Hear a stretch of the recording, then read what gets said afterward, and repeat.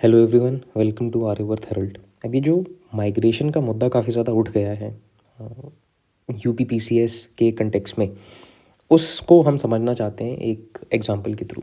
अब माइग्रेशन के मुद्दे को इस हाइपोथेटिकल एग्जांपल के थ्रू हम समझते हैं कि बेसिकली ये है क्या और इससे किसको बेनिफिट होता है, किसको नहीं होता है, और होना चाहिए या नहीं होना चाहिए, ये मैं आप सब पे छोड़ देता हूँ डिसाइड करने के लिए।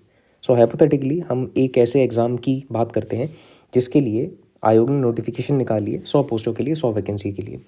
सो ये जो 100 पोस्टें हैं, इन सबका सिमिलर नेचर है, डेजिग्नेशन भी सिमिलर है, वर्क प्रोफाइल भी सिमिलर है, और जो सैलरी मिलेगी वो भी सिमिलर है। सो बेसिकली आप ये मान सकते हो कि जो 100 सीटें हैं, सपोज जस्ट इमेजिन कि ये एसडीएम की पोस्ट के लिए निकली हैं, 100 की 100 सीटें। और इर्रिस्पेक्टिव कि आपकी रैंक क्या है फाइनल सिलेक्शन में, रैंक 1 है या रैंक 50 है या फिर रैंक 100 है, जो भी रैंक है आपकी, आपको irrespective of this category, irrespective of rank, आपको एक ही पोस्ट मिलेगी, वो एसडीएम। जैसे पीसीएस जे के एग्ज़ाम के थ्रू होता है कि रैंक 1 आए या फिर रैंक 200 आए या रैंक 180 आए, बनेंगे आप सिविल जज जूनियर डिवीज़न पहले। सो हम वो सिमिलर पोस्ट की ही यहाँ पे बात कर रहे हैं। सो जब 100 वैकेंसी के लिए, 100 पोस्टों के लिए नोटिफिकेशन निकाली गई है, दैट मीन्स 100 सीट्स हैं, तो कॉन्स्टिट्यूशनल और जुडिशियल मैंडेट को मद्देनज़र रखते हुए इन सीट्स का ब्रेकअप कैसे होगा। 27% सीट्स जो हैं आउट ऑफ 100, यानी कि 27 सीट्स वो रिजर्व होंगी ओबीसी के लिए, जिन्हें हम अदर बैकवर्ड क्लासेस भी बोलते हैं। X% सीट्स जो हैं वो रिजर्व होंगी एससी के लिए, Y% एसटी के लिए, Z% ईडब्ल्यूएस के लिए। अब XYZ% एससी एसटी ईडब्ल्यूएस के लिए मैंने इस वजह से कर दिया है बिकॉज माइग्रेशन का एग्जाम्पल हम ओबीसी के कंटेक्स्ट में समझना चाहते हैं, बिकॉज एक का एग्जाम्पल लेके समझेंगे तो सिमिलर चीज़ बाकी सब पे भी अप्लाई होती है। सो ये चीज़ है। अब अगर हम इनका ये जो पूरा जो ये डोमेन है, इसका अगर हम टोटल ब्रेकअप देखेंगे तो 27% plus X% plus Y% plus Z%, ये हम मान के चल रहे हैं कि ये 50% है। 50% से ज़्यादा नहीं है। अब 50% से ज़्यादा हो गया है, टेक्निकली ये 60% तक भी पहुंच जाता है एक तरीके से, बट फिर भी जस्ट टू अंडरस्टैंड ये माइग्रेशन वाला एग्जाम्पल, हम इसको 50% तक रख रहे हैं बिकॉज यही जुडिशियल मैंडेट थी इनिशियली जब रिजर्वेशन दिया गया था कि रिजर्वेशन शुड नॉट एक्सीड 50%। तो ये 50% सीटें हैं, ये हैं रिजर्व सीट्स, 50% ऑफ दिस 100, तो 50% 100 का 50 हुआ। अब ये जो 50 सीटें हैं आउट ऑफ 100 वैकेंसीज, ये हो गई हैं रिजर्व्ड। अब क्योंकि ये 50 सीटें 100 वैकेंसीज में से रिजर्व्ड हैं, तो ऑब्वियस सी बात है ये जो 50 सीटें बचेंगी वो बिलोंग करेंगी अनरिजर्व्ड कैटेगरी के लिए। अब ये जो 50 सीटें हैं, इनका ब्रेकअप कैसे होगा? इनका ब्रेकअप वही 27 सीट्स चली जाएंगी ओबीसी के कोटे में, एक्स वाई और जेड ये सब मिला करके ये पूरी चली जाएंगी एससी एसटी ईडब्ल्यूएस के कोटे में। अब इस सेम चीज़ को मैंने यहाँ पे भी प्लॉट कर दिया इस डायग्राम में। अब XYZ% जो है पूरा, इसको मैंने इस एरिया में सीमित कर दिया है, और ओबीसी वाला जो वो है डोमेन, उसको मैंने इस पूरे में 27% के खेमे में सीमित कर दिया है। अब आर का मतलब है रिजर्व्ड, यूआर का मतलब है अनरिजर्व्ड। अब ये पूरा डोमेन मिला करके, ये पूरा एरिया मिला करके ये है 50%। अब क्योंकि ये 50% है तो ऑब्वियसली अनारक्षित यानी कि अनरिजर्व सीट्स होंगी, वो भी होंगी 50%। अब सबसे पहले हम ये समझ लेते हैं कि जब भी एग्ज़ाम कंडक्ट होता है, फाइनल सिलेक्शन होता है, जैसे 100 पोस्टों के लिए हुआ है, सिमिलर सारी की सारी पोस्टें हैं, तो सबसे पहले कौन सी सीटें भरी जाएंगी, आरक्षित या अनारक्षित? तो सबसे पहले अनरिजर्व सीटें हैं वो भरी जाती हैं। तो मैं इसका ब्रेकअप आपको बेसिकली समझा देता हूँ। तो ये जो 50 सीटें हैं अनरिजर्व, 50% ऑफ 100 जो वैकेंसीज निकली थी वो हुआ 50। तो ये जो 50 सीटें, इनका ब्रेकअप कैसे होगा? तो ये जो सीटें हैं, सबसे पहले इनको भरा जाएगा।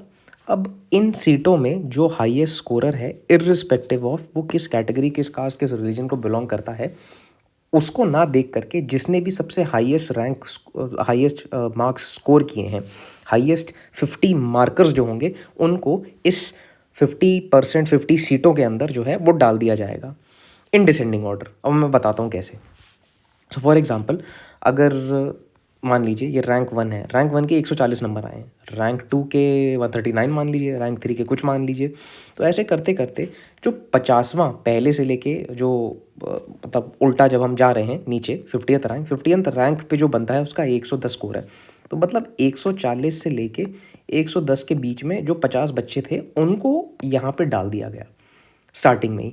एंड ये वो लोग हैं जो कि टॉप स्कोरर्स हैं, मतलब जो एग्ज़ाम फाइनल एग्ज़ाम हुआ, फाइनल जो मार्किंग निकली उसमें सबसे ज़्यादा मार्क्स लाने वाला बंदा था जिसके मार्क्स आए थे 140, सेकंड रैंक का अज्यूम कर लीजिए 139 आए थे। तो ऐसे करते करते जब हम भरते चले गए नीचे, तो 50th सीट जो भरी थी वो 110 पे जा करके वो है भरी। सो ऐसे करते करते जो 50 बच्चे हैं वो भर लिए जाएंगे। अब हो सकता है यहाँ पे आप ये मान के चलिए, हो सकता है रिजर्व्ड कैटेगरी के, तो रिजर्व्ड कैटेगरी का मेरा बेसिकली ये मतलब है जिसने फॉर्म भरते टाइम पे ये बोला है कि मैं ओबीसी का हूँ या फिर मैं XYZ यानी कि SC ST EWS का हूँ। सो ये हो सकते हैं रिजर्व कैटेगरी के। अब हो सकता है कि सेकंड रैंकर रिजर्व कैटेगरी का हो, थर्ड रैंकर रिजर्व कैटेगरी का हो। रिजर्व मतलब जिसने ये रिजर्वेशन का, जिसको बेनिफिट कॉन्स्टिट्यूशनली जुडिशली मिला है और उसने फॉर्म भरते टाइम पे उस चीज़ को अवेल करी है, तो that person is basically reserve category. अब हो सकता है कि इसके अंदर 20 लोग, 21 लोग या 25 लोग ये मतलब OBC SC ST EWS category को बिलोंग करें। तो क्या इनको इसी खेमे में रखना चाहिए या फिर उनको उनकी रिस्पेक्टिव कैटेगरी के अंदर, मतलब जो उनकी सीटें जो उनको मिली गई थी उसके अंदर उनका सिलेक्शन होना चाहिए? तो यही बेसिकली मुद्दा है माइग्रेशन का। अब जब 50 सीटें भरी जाती हैं तो इसमें ये नहीं देखा जाता कि वो किस कैटेगरी को बिलोंग कर रहा है। हम इन सीटों को मेरिट बेसिस पे भरते हैं। मेरिटोरियस बच्चे, पहले 50 मेरिटोरियस बच्चे रिस्पेक्टिव ऑफ किस कैटेगरी, किस रिलीजन को बिलोंग करते हैं, does not matter. Rank marks अगर ज़्यादा आए हैं तो आपको इन सीटों में ये सीटें आपको अलॉट कर दी जाएंगी। दैट इज़ इट, और कुछ नहीं होता इसमें।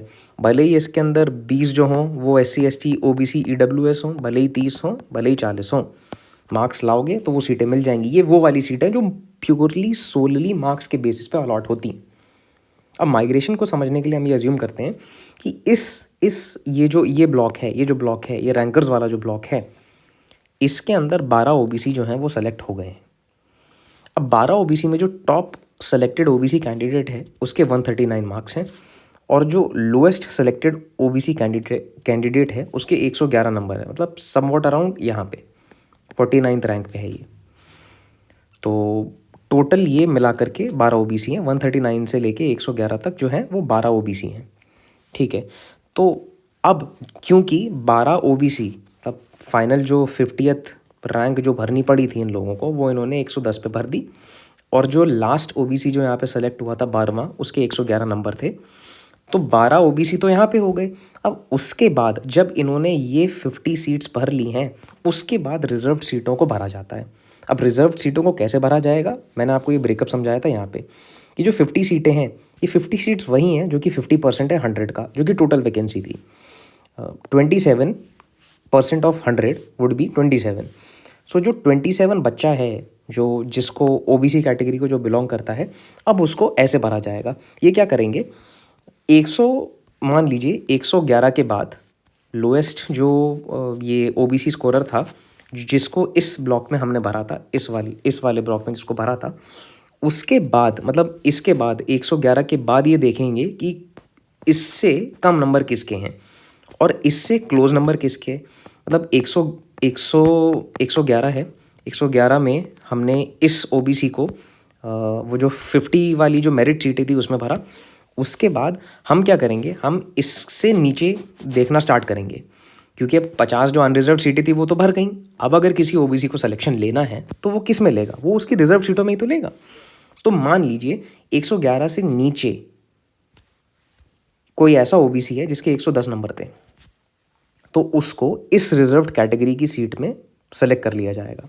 अब हम ये मान के चल रहे हैं ये 27 जो टोटल सीट्स हैं, ये जो सीट्स हैं ये हैं टोटल 27, और इसमें OBC कैटेगरी का जो बंदा है उसके 110 नंबर आए हैं, और जो 27th नंबर पे जो OBC कैटेगरी का बंदा है उसके 89 नंबर आए हैं।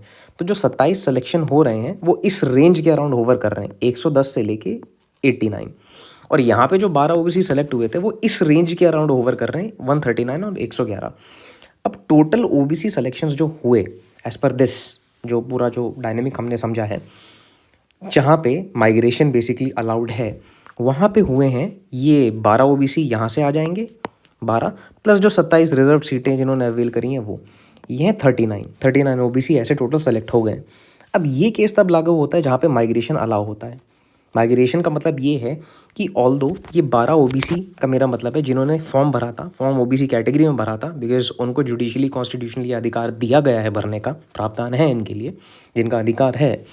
इन्होंने ऑल्दो भरा ओबीसी में, लेकिन इनकी रैंक इतनी ज़्यादा है, इनके मार्क्स इतने ज़्यादा हैं कि ये अनरिजर्व्ड सीट में, अनरिजर्व्ड बेसिकली मेरिटोरियस सीट में जाने लायक हैं, और जो कि राइट भी है। मतलब बेसिकली यही चीज़ तो होनी चाहिए। अब एक ऐसा केस होता है जिसके अंदर अब हम इसे बोलते हैं कि ये जो ओबीसी थे इन्हें हमने ट्रीट कर दिया एज अनरिजर्व्ड, मतलब माइग्रेट कर दिया and now they are unreserved, मतलब यहाँ पे इधर भर लिए गए हैं इस पूरे एरिया में। तो इस हिसाब से, इस डायनेमिक के हिसाब से 12 + 27 मतलब टोटल 39 सिलेक्शंस हो गए ओबीसी के। अब एक ऐसा भी केस होता है जब माइग्रेशन अलाउ नहीं होता है। तो अब ये जो 12 ओबीसी थे, अब हम सेकंड केस समझते हैं जिसमें माइग्रेशन अलाउड नहीं है। तो माइग्रेशन मैंने बेसिकली आपको बता दिया है क्या। अब एक ऐसा केस जिसके अंदर माइग्रेशन अलाउड नहीं है, दैट मीन्स टॉप ओबीसी का जो स्कोरर है वो 139 है, लोएस्ट जो ओबीसी का स्कोरर है वो 111 है। इस हिसाब से ये जो 12 ओबीसी की हम बात कर रहे हैं, तो टोटल 12 ओबीसी हैं जो कि पहले अनरिजर्व्ड कोटे में थे, अनरिजर्व्ड सेक्शन में थे। अब अगर माइग्रेशन अलाउड नहीं है तो उसका मतलब ये हुआ कि इन ओबीसी कैटेगरी के बच्चों को अनरिजर्व्ड सीट में नहीं रखा जाएगा, इनको इनकी सीट के अगेंस्ट ही सेलेक्ट करा जाएगा। दैट मीन्स ये 12 जो है वो यहाँ से आएंगे, और ये 15 जो होंगे, जो बेसिकली यहाँ पे जो मैंने 15 लिखा है, ये होंगे इस ब्लॉक के 110 से लेके नीचे तक जाएंगे। जो 15वां जो भी बंदा इनको मिल गया, 15 हो सकता है वो 90 मार्क्स पे हो, तब यहाँ से ये जो है ये टोटल 15, यहाँ से 12 और यहाँ से 15, ये टोटल सेलेक्ट हो जाएंगे और वो 27 हो जाएंगे, because this is what judicial and constitutional mandate gives other backward class communities के बच्चों को कि भाई 27% सीटें जो हैं आपके लिए आरक्षित हैं। तो इस केस में जहाँ पे माइग्रेशन अलाउड नहीं है, तो इन्होंने क्या किया, मेरिटोरियस स्टूडेंट जो थे उनको मेरिटोरियस की तरह नहीं ट्रीट किया, बट उनको ओबीसी की तरह ट्रीट कर दिया, और उनको सीमित कर दिया 27% में ही, कि अगर आपने ओबीसी में अप्लाई किया है तो आपको 27 सीटों के अंदर ही सीमित कर दिया जाएगा, which is outrightly wrong. Number ज़्यादा आ रहे हैं भाई, तो आप तो मेरिटोरियस कैटेगरी को बिलोंग करते हो ना, तो आपका सिलेक्शन तो इस पे होना चाहिए देखा जाए टेक्निकली तो। बट ये केस तब होगा जब माइग्रेशन अलाउ नहीं होगा। तो ऐसे जो पूल था ओबीसी कैटेगरी के स्टूडेंट्स का जो कि सेलेक्ट होते हैं, वो 39 से हो गए 27, मतलब टोटल 12 बच्चे जो कि एसडीएम बन सकते थे वो अब एसडीएम नहीं बनेंगे। सो this is what is basically practical impact of जब माइग्रेशन अलाउ होता है और जब माइग्रेशन अलाउ नहीं होता है। अब ये जो स्ट्रिक्ट कंपार्टमेंटलाइजेशन है कि भाई अगर हमने सेलेक्ट किया है, अगर बच्चे ने ओबीसी में अप्लाई किया है तो उसको ओबीसी में ही रखेंगे, इस कैटेगरी में सेलेक्ट नहीं करेंगे, तो इसकी वजह से कट ऑफ्स भी बहुत हाई चली जाती हैं। बिकॉज अगर आप देखोगे तो यहाँ पे जो कट ऑफ बननी थी ओबीसी की, वो अगर आप 89 बननी थी, और यहाँ से बच्चा ट्रांसफ़र कर दिया यहाँ पे, और ये जो जो मैंने आपको बताया था कि 12 बच्चे यहाँ से हो गए, 12 बच्चे के बाद फिर अब इनको 15 चाहिए, तो 15वां इन्होंने यहाँ से ब्रेक किया, जिसके 90 मार्क्स थे, 90 या फिर जो भी, मतलब अज्यूम कर लीजिए 95 ले लीजिए, 95 थे। सो वो 89 से जाकर के अब हो गया वो 95। सो ऐसे करते कराते जो है वो कट ऑफ बहुत हाई चला जाता है। अब क्या पता यहाँ पे 12 बच्चे नहीं थे, यहाँ पे 20 बच्चे थे, और लोएस्ट स्कोर था वो चलिए इसको 111 ही मान लेते हैं, तो फिर कट ऑफ जो है हो सकता है और जो है और 89 क्या 95 से भी और ऊपर बढ़ जाए यहाँ का। तो ये बेसिकली इसका प्रैक्टिकल इम्प्लीकेशन है जो कि मैंने समझाने की थोड़ी सी कोशिश करी है, और डिफरेंट होता है जिसको आगे मैं और समझाऊंगा। और ये जो चीज़ है ये सभी SC ST EWS वालों के लिए भी एप्लीकेबल होती है।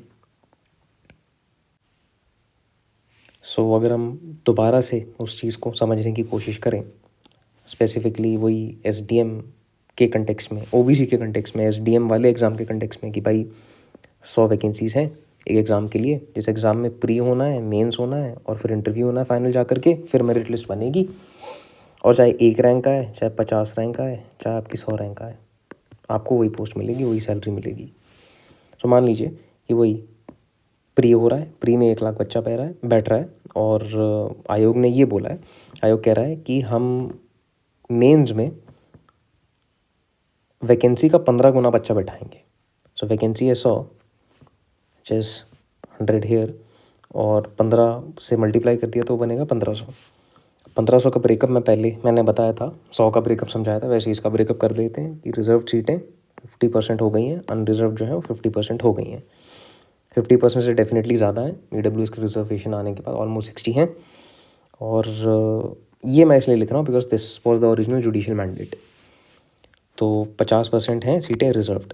रिजर्व किसके लिए? SC ST EWS OBC।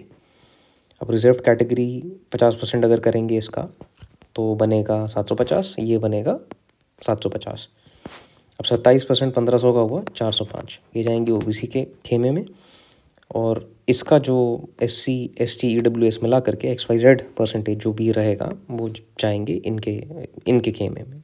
345 हुआ ये, तो इन दोनों को अगर जोड़ेंगे तो वही 750 निकलेगा। तो अब प्री में माइग्रेशन अलाउड नहीं है, मेंस में लोग कहते हैं माइग्रेशन अलाउड नहीं करेंगे, इंटरव्यू के बाद जो फाइनल मेरिट लिस्ट बनेगी उसमें माइग्रेशन अलाउ करेंगे।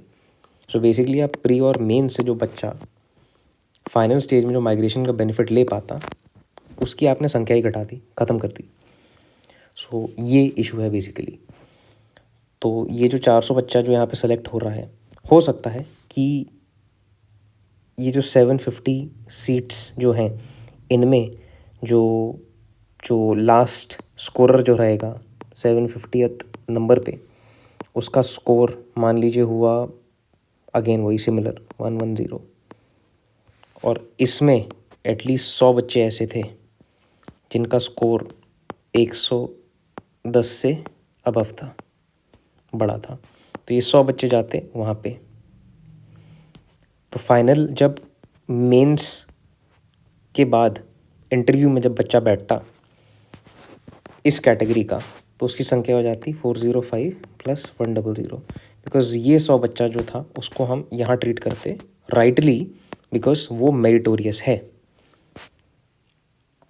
अब क्योंकि माइग्रेशन नहीं है तो वो जो थे उन सब का सिलेक्शन हो जाएगा इसके अंदर, जो कि रीज़न है परसिस्टेंट OBC का कट ऑफ जो है वो हाई जा रहा है अनरिजर्व कैटेगरी वालों से। अब फाइनली जब इंटरव्यू की बारी आती है तो ये कहते हैं कि चलो हम वैकेंसी का 5 गुना बुलाएंगे, तो 500 बच्चों को हम बुलाएंगे। सो 500 इज़ लाइक 250 वही 50-50 मिनट ब्रेकअप कर लिया। इसमें वही सब मिला करके 27 XYZ मिला करके सब ये 250 हो रहा है, और ये भी 250 हो रहा है। माइग्रेशन का रूल सेम इसमें भी आप अप्लाई कर दे रहे हो। तो करते कराते जैसे तैसे फाइनल जो लिस्ट बनेगी इंटरव्यू के बाद, उसमें दे आर सेइंग कि हम माइग्रेशन अलाउ कर देंगे।